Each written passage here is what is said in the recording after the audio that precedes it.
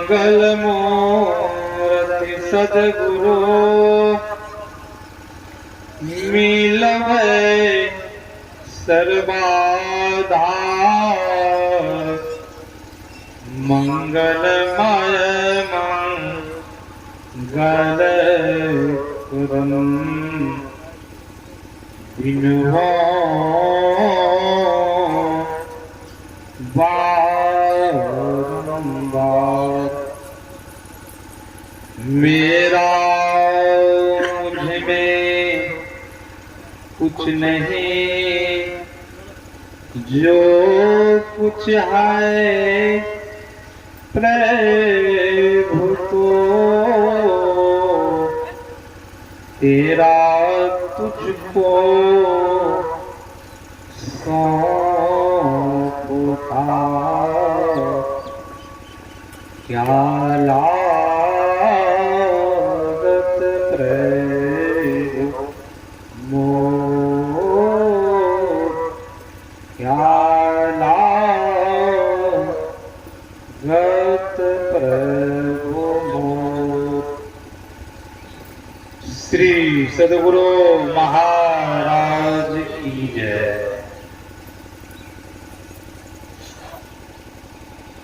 परमाराध्य आराध्य जी की श्री जुगल चरणों में कोटि सहनमन। मंचासन पूज्यपाद आचार्य स्वामी श्री पूर्ण चेतन जी महाराज की श्री जुगल चरणों में कोटि सहनमन। मंच पर उपस्थित पूज्य गुरुजन, सत्संग उपस्थित धर्म प्रेमी माताओं एवं बहनों, सबों को मेरा नमन है। ये जो संतमत सत्संग का भव्य आयोजन आप लोग देख रहे हैं, ये सत्संग होना था भटगांव में। इस सत्संग को हमारे श्री मंटू बाबू वीडियोग्राफर इस सत्संग को ले आया बेलसारा। यह सत्संग का समय सुनिश्चित किया गया। फिर जब इन्होंने फोन किया, मैं इनको बोला मैं उनको मनाता हूँ, जब कहीं वह मान जाए तब मैं प्रोग्राम दे सकता। उनको मैंने मनाया, वह मान गया। ईश्वर की बहुत बड़ी कृपा हुई हमारे अशोक बाबू के ऊपर, और मंटू की भी कृपा है कि इन्होंने एक दिवसीय सत्संग यहाँ होना था, इन्होंने 2 दिवसीय करवा दिया। एक पाली का सत्संग का समय इन्होंने दान में दिया श्री अशोक बाबू।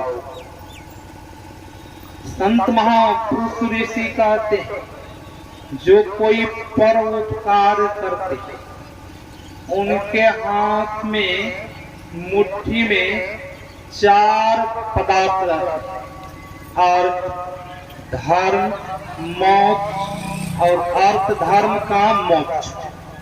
4 पदार्थ उनके मुट्ठी में रहते हैं। वही संत महापुरुष ऋषि कहते हैं, अभी हम लोग श्री रामचरितमानस से पाठ सुन रहे, तो पाठ में हम आप 9 प्रकार की भक्ति को श्रवण किए। संत महापुरुष ऋषि वेद उपनिषद सबों का इशारा है। क्या इशारा है? सबों का इशारा यही है कि हम लोगों के जीवन में भक्ति और शांति मिले। उपनिषद ग्रंथ ऋषि महात्मा सब यही कहती है। क्या कहती है? मनुष्यों सत्संग कीजिए। किस लिए? सत्संग करने से सुख शांति आती, लाभ मिलता है। सबों के मन में इच्छा बनी रहती है किसी न किसी प्रकार से सुख मिले। किसी के मन में रहता है हमें दुख हो जाए, किसी के मन में नहीं रहता। सब मन ही मन सोचते हैं कि हमें किसी प्रकार से सुख मिल जाए, शांति मिले। वही संत महापुरुष कहते हैं, जिधर सुख है हम आप उधर चलते नहीं। जिधर सुख नहीं है उधर हम आप दौड़ लगाते हैं। क्या जिधर सुख नहीं उधर दौड़ लगाने से कुछ मिलने वाला है? संसार की तरफ हम आप दौड़ लगाते हैं। संत महापुरुष ने कहा है, संसार की तरफ दौड़ लगाने से कुछ मिलने वाला नहीं। क्या मिलने वाला है? जब मृत्यु होती है कुछ हम आप साथ में लेके जाते हैं, बेटा पोता कर देता है, आपके नाम पर पैसा लुटा देता है, कि भोज भंडारा कर देता है। वही कबीर साहब कह रहे हैं, साधु भाई जीवत ही करवाता, जियत कर्म के फांकन काटी, मुए मुक्ति का आशा, तन छूटे जीव मिलन कहते हैं तो सब झूठी आशा। जो आपने किया है वही आपको मिलेगा। जब सत्संग नहीं किया, धर्म कर्म काम नहीं किया, तब वहां मिलेगा। आपके नाम पर बहुत भंडारा करवा रहा है बेटा, दान पैसा लुटा रहा है, क्या वहां मिल जाएगा?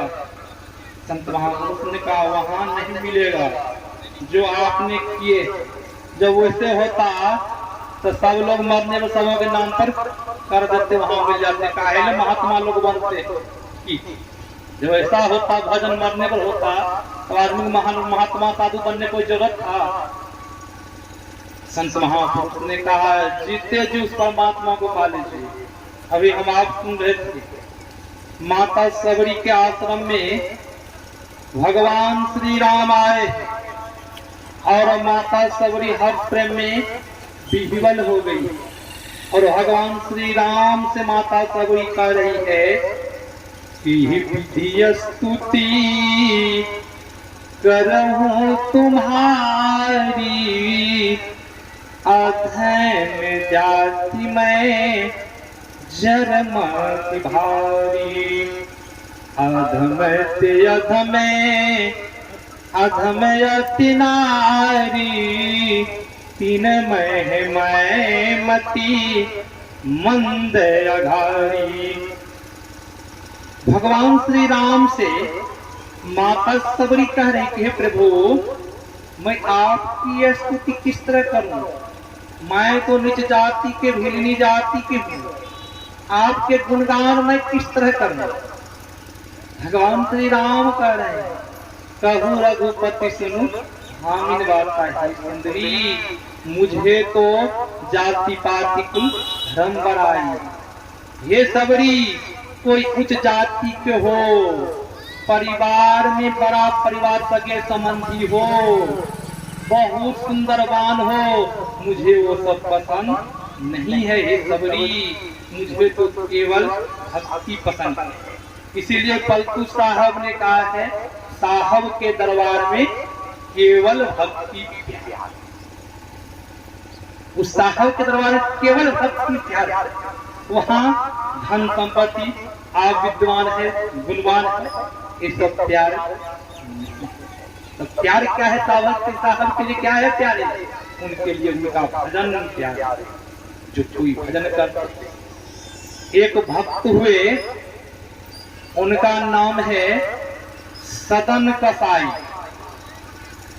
सदन कसाई पशु को वध करते थे और मांस को बेचता था। मांस का काम था, मांस काटना और मांस बेचना। और सदन कसाई जब मांस का वध करता था जिस समय, उस समय नारायण नारायण का जप करता था। जब मांस को काटता था तो नारायण नारायण नारायण का जप करते रहता था, और जब बेचता था तो वही नारायण नारायण 24 घंटा नारायण का जप करते रहता था। सदन कसाई जो भी उनके पास ग्राहक आवे, सदन कसाई से कहते थे, सदन कसाई आप तो कसाई है, मीठ मांस एक तरफ तो आप पापमय कर्म कर रहे हैं, एक तरफ आप पुण्यमय कर्म कर रहे हैं, एक तरफ आप भगवान के नाम ले रहे हैं, एक तरफ पशु का वध कर रहे हैं, आप मांस बेच रहे हैं।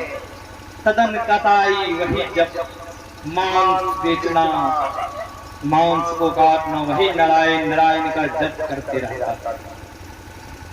एक रोज सदन कसाई कहीं जा रहा, उनको रास्ता में एक शालिग्राम पत्थर मिल गया। सदन कसाई मन ही मन कहता है, बहुत बड़ी ईश्वर की कृपा हुई, मांस तोड़ने के लिए पत्थर मिल गया, ईश्वर की बहुत बड़ी महत्व की कृपा है। उस शालिग्राम भगवान विष्णु के रूप को लाते, पत्थर को लाते हैं अपने दुकान पर। उस शालिग्राम पत्थर से मांस तोड़ना शुरू कर दिया। किसी को 1 किलो मांस देना था तो वही शालिग्राम पत्थर चढ़ा दे, किसी को 5 किलो देना है तो वही शालिग्राम 5 किलो भी वही शालिग्राम तोल देता था। किसी को 10 किलो मांस देना है, एक ही शालिग्राम पत्थर चढ़ाया, 10 किलो मांस हो गया। अब सब जिनको जितना मांस देना है, यह कीर्ति संसार में फैल गई कि सदन कसाई के पास एक बटखरा है, उनसे जितना किसी को 1 किलो मांस लेना होता है तो वही शालिग्राम पत्थर को चढ़ाता है, किसी को 5 किलो मांस लेना होता है तो वही एक ही पत्थर चढ़ाता है, किसी को 10 किलो मांस लेना होता है तो वही एक पत्थर चढ़ाता है, और नारायण नारायण का जप करते रहता है। उसी गांव में ब्राह्मण था, ब्राह्मण का बस्ती थी। वह ब्राह्मण को जब यह कीर्ति, यह सूचना मिली, वह ब्राह्मण सोचा कि सदन कसाई के दुकान पर जाना चाहिए और उस शालिग्राम भगवान विष्णु के रूप को देखना चाहिए। वह मन में सोच करके तो आया, अब मन ही मन सोचता हम तो ब्राह्मण है, अब उस कसाई की दुकान पर कैसे हम जाएंगे। अब आप तो गया, अब दुकान पर नहीं जा रहा। फिर मन में सोचता है जब यहाँ आ ही गए हैं, एक बार दुकान पर पहुंच ही जाते हैं। जब सदन कसाई के पास पहुंचते हैं तो सदन कसाई का देखा, उसी पत्थर से किसी को 10 किलो मांस दे रहा, किसी को 5 किलो दे रहा, किसी को 1 किलो दे रहा, और नारायण नारायण का जप भी कर रहा है। ब्राह्मण को बड़ा आश्चर्य हुआ। ब्राह्मण उस पत्थर को पहचान लिया कि तो शालिग्राम पत्थर है।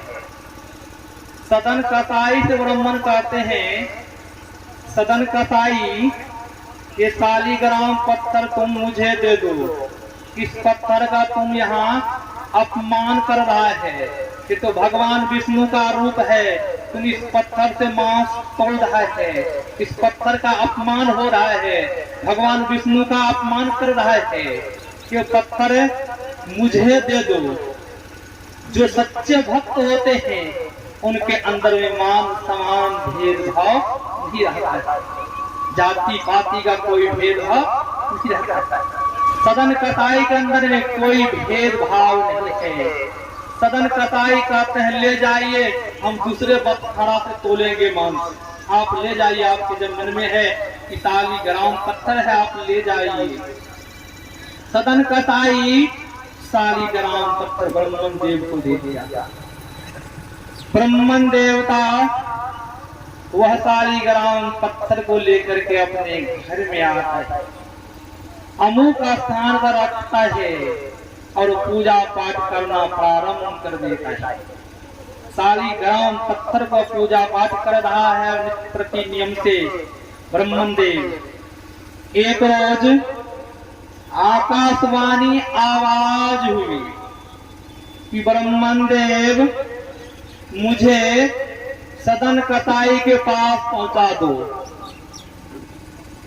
ब्रह्मन देव ने कहा प्रभु ऐसा क्यों?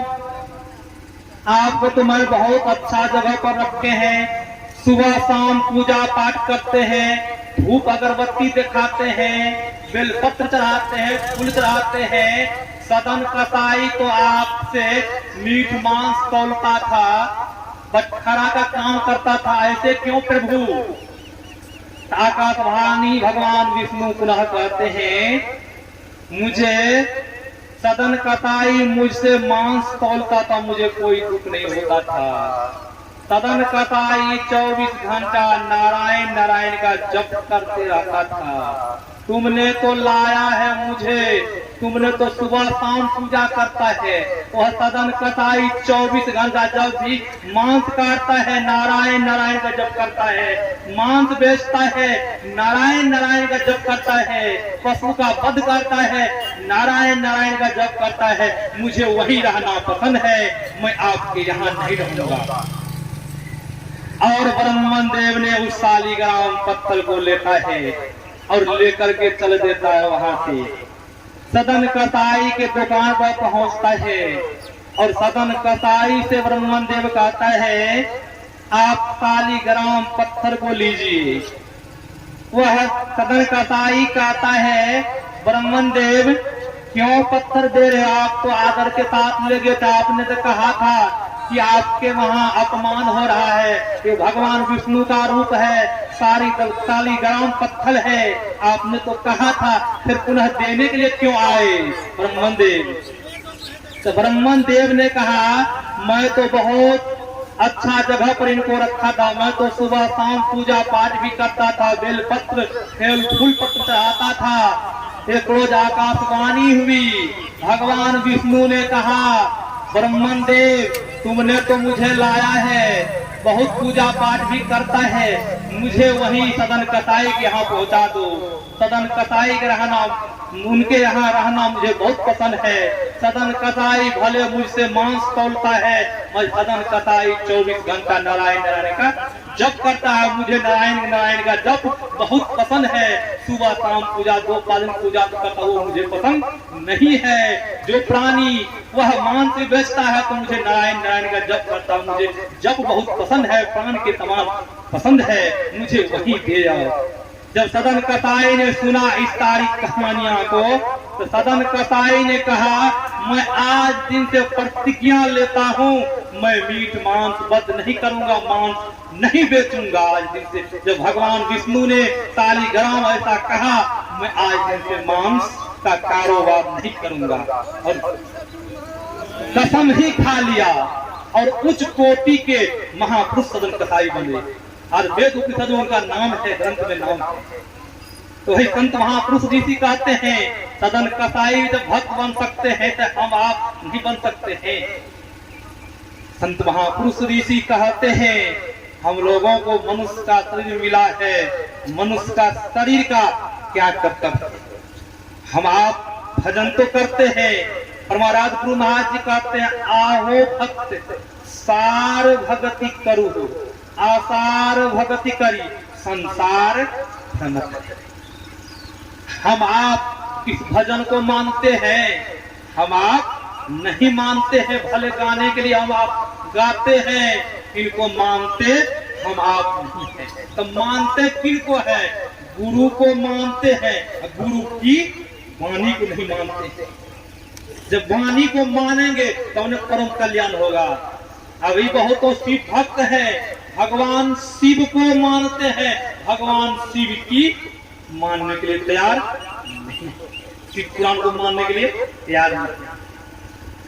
वही संत महापुरुष ऋषि कहते हैं हम आप सार भक्ति करते हैं। आसार सार भक्ति क्या है? जो हम आप गुरु से जुक्ति जान करके भजन करते हैं। क्या सार भक्ति? सार भक्ति से लाभ क्या होता है? आसार भक्ति से क्या लाभ होता है? दो महाराज ने कहा दो से 2 लाभ है, 2 से 2 लाभ है।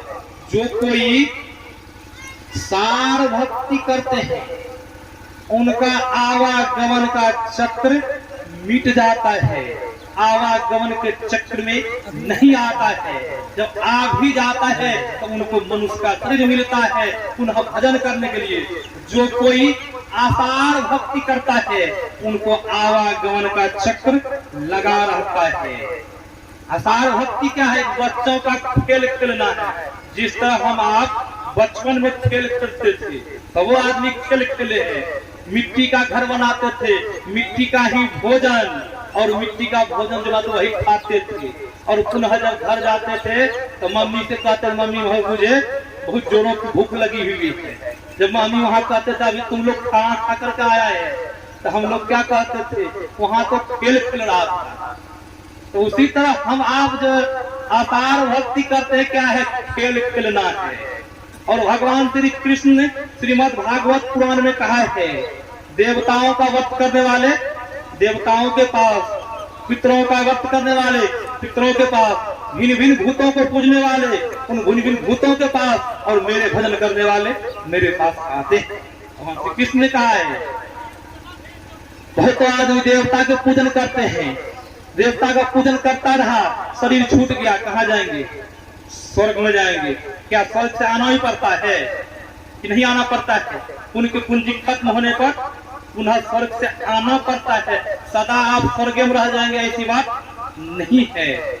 हमारे दादा गुरु ने कहा है, नर्तन दुर्लभ देव को सब कोई कहत पुकार, देव दे ही नहीं पावे, ऐसे मूर्ख लोग स्वर्ग की आस लगावे।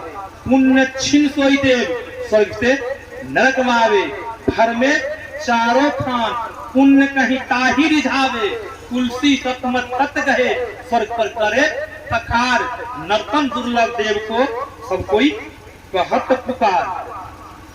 ये शरीर देवताओं को दुर्लभ है। हम आप क्या कामनाएं करते हैं?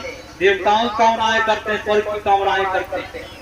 वे संत महापुरुष कहते हैं शरीर दुर्लभ है देवताओं को, स्वर्ग पहुंच भी जाएंगे हम आप। पुनः स्वर्ग जाने से पहले फूल की माला दी जाती है। फूल की माला मूर्छित होने पर, उनकी पूंजी खत्म होने पर, जिसी दिन से पुनः आत्मा स्वर्ग में पहुंचते हैं उसी दिन से गिनती शुरू हो जाती है। उनकी पूंजी खत्म होने पर आप तो स्वर्ग के राजा थे, पुनः आप कहाँ आ गए? घर में चारों खान, आप नरक में आ गए। क्या सज्जनों दुख हुआ कि सुख हुआ? दुख हुआ। आप स्वर्ग के राजा बने थे, आगे नरक में भ्रमण कर रहे हैं। फिर कह रहे भगवान श्री कृष्ण, अपने अपने पितरों को पूजने वाले बहुत है। देख लीजिए काशी बनारस कहाँ कहाँ जाते हैं, अपने पितरों को पूजन करते हैं। बहुत तो अपने ऐसे हैं कि अपने दरवाजा पर उनके मंदिर बना देते हैं, उनके पूजन करते हैं। कहीं उनका पितर पूर्वज शुभ कर्म किया होगा, कहीं सचखंड परमात्मा के धाम गया होगा, तब तो सुनिश्चित है आप भी पहुंच जाएंगे परमात्मा के धाम में। उनके पूजन कर रहे। कहीं आपके पूर्वज परमात्मा सचखंड नहीं गया होगा, स्वर्ग गया होगा, कहीं नरक में गया होगा, तो नरक में जाने से कोई बचा नहीं सकता है। भगवान श्री कृष्ण कह रहे हैं भिन्न भिन्न भूतों को पूजने वाले, भिन्न भिन्न भूतों को पूजने वाले कौन है? तांत्रिक, ओझा, दैन, जोगिन, भिन्न भिन्न भूतों को पूजने वाले हैं। भिन्न भिन्न भूतों का पूजन करता रहा, कहीं बीच में घंटी बज गई, मृत्यु हो गई, तो कहाँ जाएंगे? भूत की प्रेत की योनि में जाएंगे। क्या सज्जनों सुख हुआ कि दुख हुआ? भगवान श्री कृष्ण कह रहे हैं सुख हुआ कि दुख हुआ? भूत बन गया, किसी को लगेंगे, तांत्रिक ओझा आएंगे, आपको पकड़ के डब्बा में बंद करके ठोक देंगे। कि ठोकते हैं वहां ओझा तांत्रिक सा। वही संत महापुरुष भगवान श्री कृष्ण कह रहे हैं, जो मेरा भजन करता है वह मेरे पास आते हैं। जो वह हाथ में मिठाइयां हैं, आप यहाँ भजन कर रहे हैं, यहाँ भी सुखी से जी रहे हैं, यहाँ भी आपका आदर हो रहा है, सम्मान हो रहा है। पुनः शरीर को छोड़े और कहाँ जाएंगे? ऊंचे स्वर्ग में जाएंगे। स्वर्ग भी 7 प्रकार के स्वर्ग है, 7 प्रकार के नरक भी है। गुरु महाराज जी कहते हैं आप जब भजन करते शरीर को छोड़ेंगे, आप ऊंचे स्वर्ग में जाएंगे, पुनः स्वर्गों के सुखों को भोगेंगे, पुनः किसी श्रीमान के यहाँ जन्म लेंगे, योगी कुल में आप जन्म लेंगे और भक्ति भजन करना प्रारंभ करेंगे। क्या लाभ हुआ कि नहीं हुआ?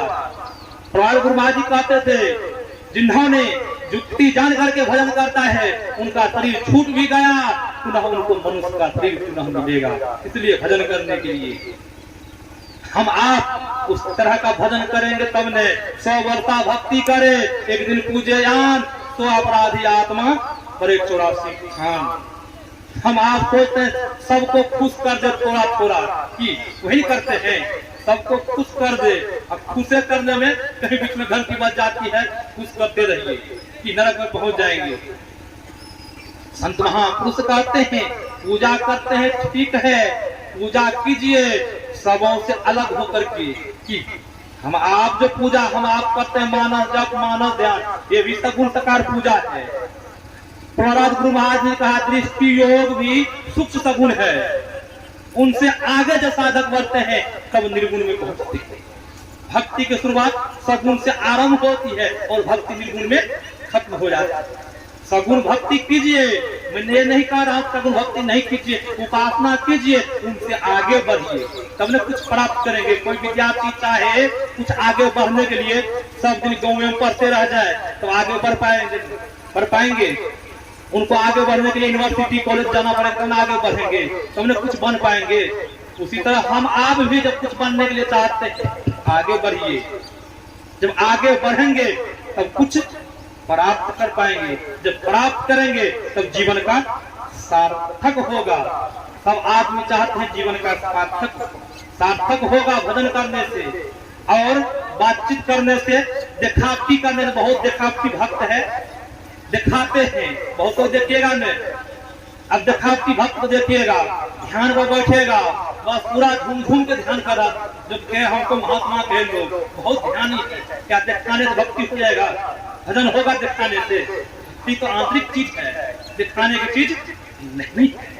महापुरुष ऋषि कहते हैं जो भजन करता है वह किसी को नहीं दिखाता है। जो कोई विद्वान है वह नहीं कहता है कि हम विद्वान हैं, जो कोई नहीं है वह सबक कहता है। उसी तरह भजन करने वाला आदमी कभी किसी को बोलता नहीं कि भजन करते हैं। जो कोई देखा है अंदर में वह किसी को बोलता नहीं है, जो कोई नहीं देखा है वह सबके बात बोलता है।